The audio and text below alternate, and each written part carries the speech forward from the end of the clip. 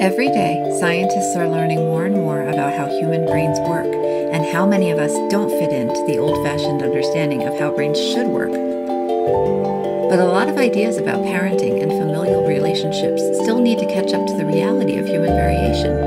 Neurological differences are natural, profoundly valuable parts of being in a community together and in being part of a family. Whoever you are, wherever you are in your journey, I am here to explore with you. We are all in this together. Welcome to Neurodiverging.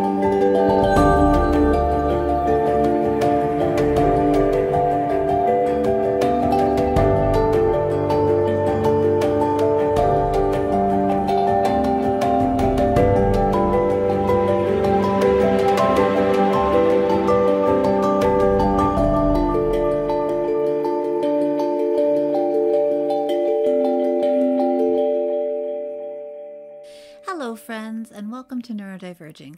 Thank you so much for tuning in with me today. If you're new here, I'm Danielle Sullivan and I'm your host. Neurodiverging is dedicated to helping neurodiverse folks find the resources we need to live better lives as individuals and to further disability awareness and social justice efforts to improve all of our lives as part of the larger world community.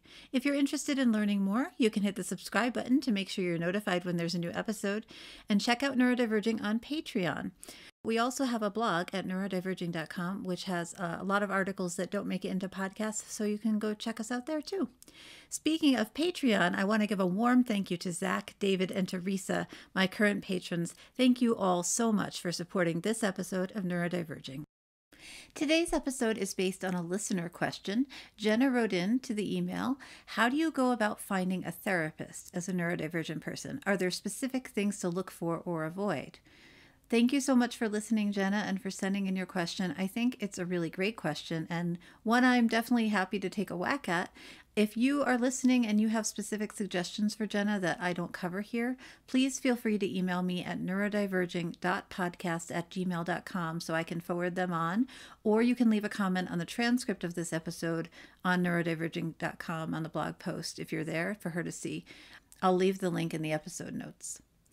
I'm going to start off by talking about some general basics about how to find a therapist who's a good fit, and then I'm going to move into talking about finding someone to help specifically neurodiverse folks like us. So if you have never tried to look for a therapist before, the first part will be especially useful for you. If you have worked with therapists in the past, you may want to skip forward a little bit. Throughout the episode, I'm mostly referring to mental health professionals when I say therapist, but most of these guidelines apply to most medical professionals or coaches that you might choose to work with. This is not medical advice. This is just my opinion, so take it with a grain of salt as you usually should. So for some basics about therapy, the first thing that I think is most important is to make sure that any therapist you are considering has the required credentials for their field. They should be licensed in your state. If you're in the United States, you should look into the legal requirements if you're in a different country. But in the United States, they need to be licensed in your state. They should have gone to school for what they're doing or have training of some kind. And they should work with the kind of situation you're dealing with. So if you need financial therapy, you don't go to a therapist who specializes in substance abuse, for example. So you want to be at least targeting your search to the right group of people.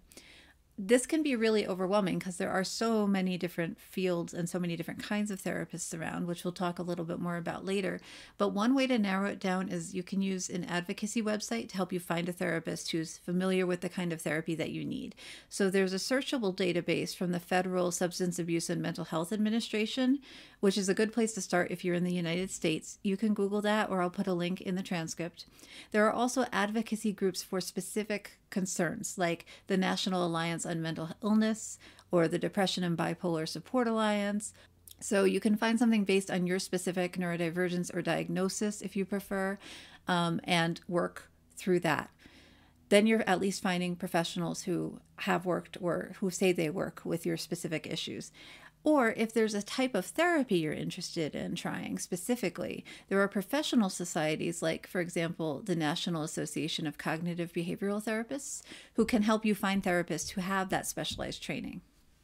I do also usually recommend checking online reviews for medical professionals, but they aren't the be-all end-all, so just be aware. They can help you avoid someone who's really not very good at their job, but remember that all experience is subjective, and one bad review might just indicate a poor fit rather than the reality of what that therapist is capable of providing. So be aware, check the reviews, but remember that the experience of therapy is subjective. The second thing I want to say is, outside of those very basic, is your person trained? Is your person licensed? The first thing you're looking for is fit first. Finding someone that you trust and have a rapport with and click with is probably the most important part of finding a therapist based on the research on good therapy outcomes. In my personal experience, it's also the hardest part of finding someone to work with is finding good fit. It doesn't matter how many degrees they have or how much experience the person has. If you don't feel like they hear what you're saying or you don't like the way they approach the world, you will not be able to integrate their teachings into your life. They won't do you any good. I want to read you a quote. The therapeutic relationship is as powerful, if not more powerful, than the particular treatment method a therapist is using. This is from University of Scranton professor John C. Norcross, who's a PhD and the chair of the American Psychological Association Task Force on Evidence-Based Relationships and Responsiveness. He says, "We now know that some of these therapeutic elements not only predict but probably cause improvement," he says.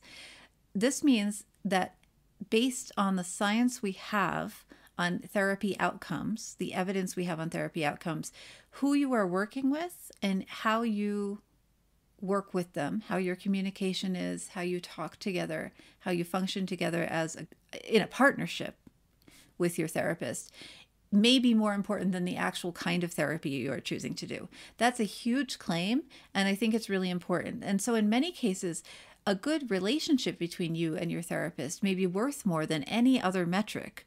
And so it is something I really recommend prioritizing in your search. It is hard. It can be really difficult to find somebody who's a right fit, but it can be very, very, very worth it in terms of your personal therapeutic outcome. One way to assess fit before going in and spending money on somebody is to try to do a free screening. Most therapists and other mental health professionals will offer a 15 or 30-minute meeting in person or by phone or Skype. And this can give you a feel for what the person is like, let you ask any questions you have ahead of time, see whether you feel like you're going to get along. And that can be really important. And most therapists will offer an initial 15 or 30-minute kind of screening call for free. So that can be really, really valuable.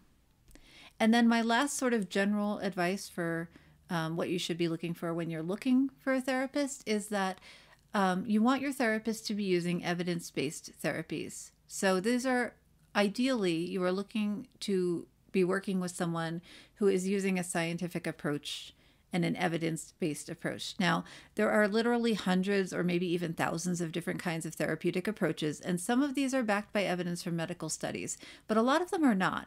So it's just good to talk about this before you go in. Check with your therapist about which approaches they use the most often, whether they're familiar with any evidence-based therapies and how often they use those therapies. Because sometimes they'll say they're familiar with something evidence-based, like say CBT, but they can't remember the last time they actually used it. So that might be something you would like to know.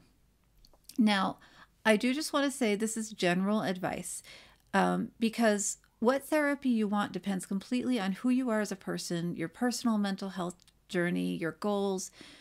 If you're not sure whether one therapeutic method you're interested in is evidence-based, you can start your research with the American Psychological Association, which is a great place to just get some groundwork.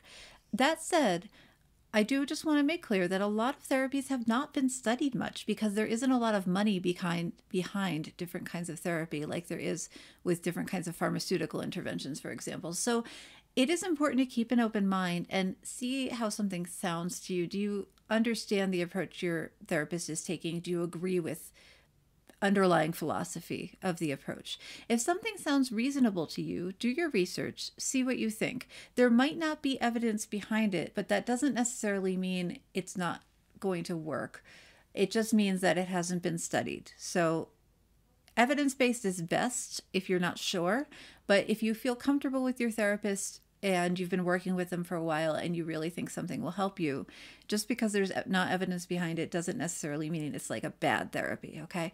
I'd also just say that we do have some evidence that certain therapies that work well for neurotypical people can be ineffective or even harmful for certain types of neurodivergent people.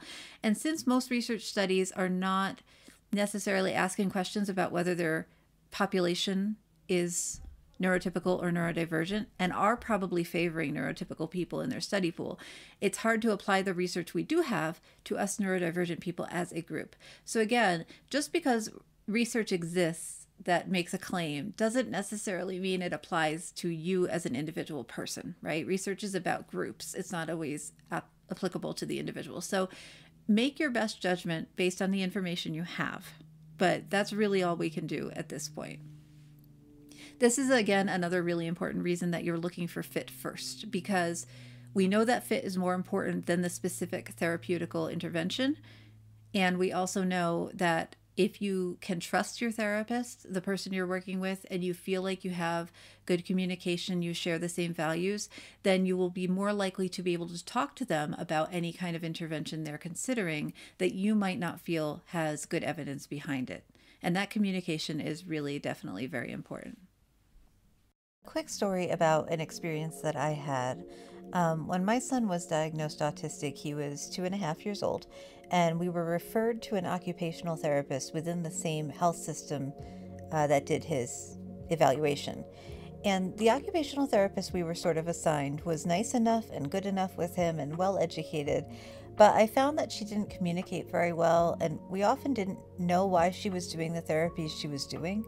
She also recommended a certain kind of therapy that I couldn't find any information about online for autism, and I asked her lots of questions, but I couldn't get her to give me any sources or further information about this type of therapy, which didn't sit well with me. I felt like the therapist and I just wanted different things out of the treatment. I called around and I got my son on a couple of other wait lists for occupational therapy, and we ended up with the therapist that we have now at a different office. And the second occupational therapist ended up being such a better fit for us that we've been seeing her for maybe 5 years now when you add together both of my children's therapy periods. So it's been a couple of years of knowing her pretty well. And I have to say, the experience between our first occupational therapist and our second has been night and day. Our second OT is so much more outgoing. She answers all of my questions thoroughly. She takes the time to really hear what I'm saying, what my son is saying, what my daughter is saying, and really thinking through what we need as individual people. She provides outside resources or more context or more thorough explanations of what she's doing and why. And I also think she honestly treats my children better overall. Our first OT was not a mean person and was very easy to talk to and pretty nice, but she didn't really seem to understand autism at a visceral level, like at a gut level. I don't know if she was just relatively new to clinical practice and sort of just needed more years of experience behind her. But also it seemed like she was really stuck on the idea that autism is a terrible diagnosis to have and that there's only so much a therapy can do and all that kind of sad rhetoric around being autistic.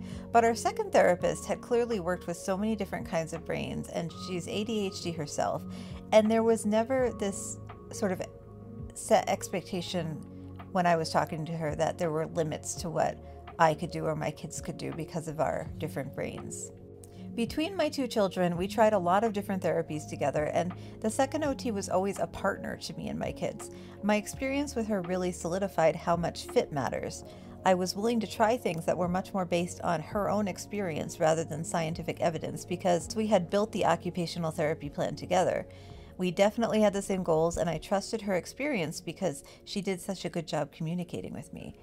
That is the difference a good fit makes. And that's why I want to push it for you so hard, is that good fit is really, really, really the most important thing you can be looking for. A couple of other really basic must-haves for a therapist before we go into specifically looking at neurodivergent therapy. A good therapist should have a confidentiality plan and should help you find the best fit for you, even if it's not them. A good therapist knows that you will meet with other medical professionals or health professionals to support you, and your therapist will not be everything. If they're trying to be everything, they might not have your best interests at heart. A therapist should also be really good at setting boundaries and upholding them. This is good for you and for them. If they can't do it, that is a red flag for sure.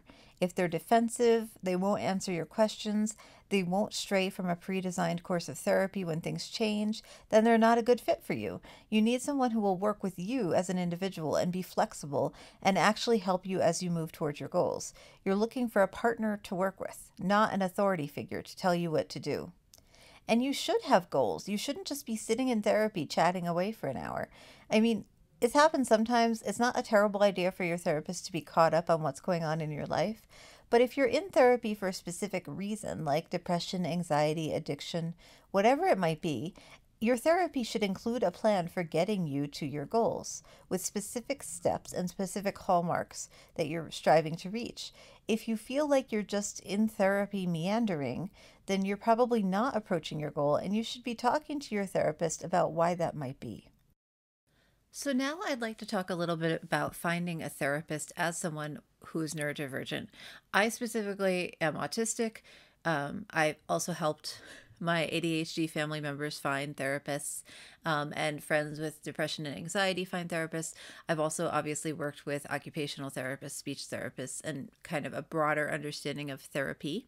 So this is what my experience is, and this is what I'm speaking from, just so you're aware. But as someone with autism myself, I think it's really important, first and foremost, to ask questions when you're looking for someone to work with as a neurodivergent person. You need to ask questions. In my experience, most therapists who don't specifically work with, for example, autistic people, don't have a great understanding of autism. This is especially true for me as a woman with autism. People especially don't have great understandings of the way that women with autism, non-binary people with autism, the different kinds of issues we have as opposed to men with autism. So if you're autistic and considering therapy of any kind, my first and best recommendation is to ask your autistic friends or your local autistic support groups, or check out social media and see if anyone has a recommendation for someone near you who works specifically with autistic folks and who is liked by the autistic community. See if you can find someone who specifically states that they're autism friendly. And then just because they say they're autism friendly doesn't mean they actually are, unfortunately. It just depends on how they were trained and how much research they still do, whether they're still active in educating themselves about autism, especially if they're not autistic themselves. So this is where that 15 or 30-minute initial meeting comes in and really can help. When you go to that meeting, you need to be asking them things like, how many autistic people have they actually worked with? Or what kinds of things generally do they work on? How are they trained? What do they think about neurodiversity as a philosophy? Are they thinking about autism as a disease in the disease medical model, or are they thinking about it as a kind of brain that different approaches can be more helpful than with neurotypical brains? What do they think about applied behavioral therapy? These are some things that you can kind of just with questions kind of get a sense of where the therapist is coming from. So sit down before you go to that meeting and think, or even before you really start your research, think of some issues that are especially important to you personally that you have had problems with in the past, and ask your therapist their opinion before you even kind of sign up for therapy with them.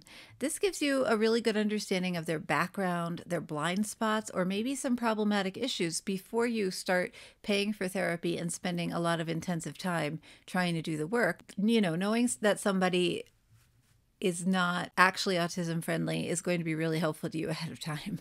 So, and this is the same for if you're ADHD, if you're dealing with depression, if you're bipolar, whatever it is, if you want to make sure fit is the most important, but ideally someone who has worked with your specific issue in a way that is respectful of you as an individual and of you as a neurodivergent person. That's what you want, right?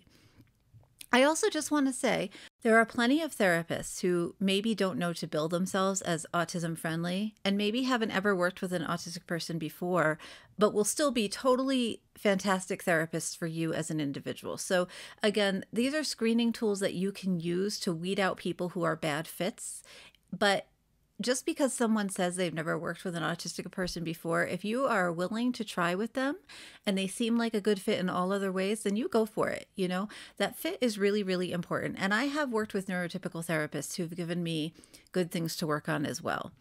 So again, these are not reasons to not work with somebody who you think might be a good fit for you. These are ways to assess fit initially when you're first getting to know the person, okay? So looking for blind spots, looking for problems that might come up in the future. And I do want to say that just because a therapist says something problematic doesn't mean you can't work with them. If you like the person and you feel like you might have a good rapport, you can also ask them, why did they say that problematic thing? Sometimes it's just a lack of education. And if the person takes you on as a client, they will further educate themselves. Again, it depends on the therapist. You got to talk to them about it. But sometimes you can talk it out or ask them to research it further and come back. I still think that fit and that kind of emotional trust is the most important thing.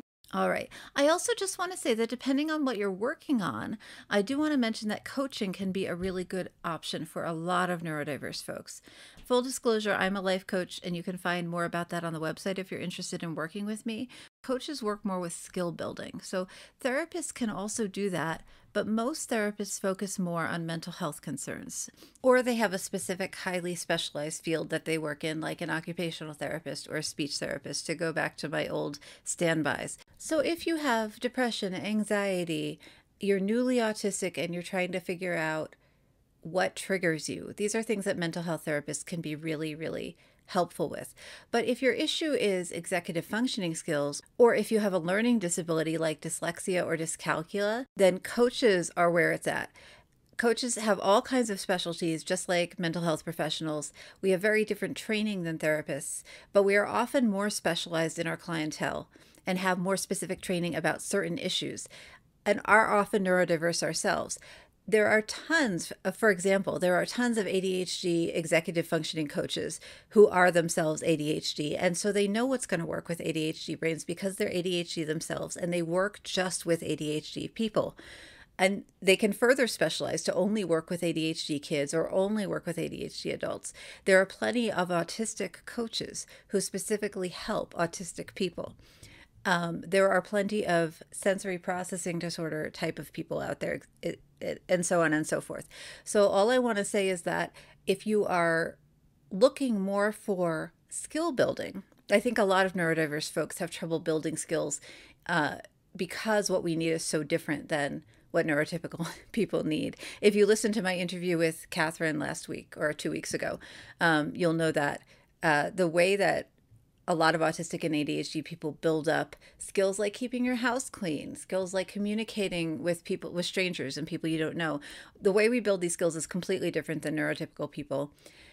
So if you're going to a mental health professional with social anxiety, it may be also true that going to a coach to help you build social skills will help with your anxiety. So these are things to consider. And there are some fantastic coaches out there who are very highly specialized. So definitely look at that too if you're somebody who's considering what kind of professional help you need. Okay, that's the end of this episode today. Thank you for tuning in with me. I want to let you know that I have one more episode coming out on January 14th, which is an interview from Sally, who runs the neurodiverse clothing line ND Renegade. That's a great interview. I'm looking forward to you hearing it. Then I'm going to be taking a couple of months on hiatus. We are coming back. I am taking the time to work on the website, write new scripts, create new content for you. So please, if you haven't yet, sign up for my mailing list on neurodiverging.com or for the Patreon to make sure you're notified when the podcast comes back and to hear about any articles that I publish in the meantime. Thank you so much for joining me on Neurodiverging today. Please remember your community is here for you. We're all in this together.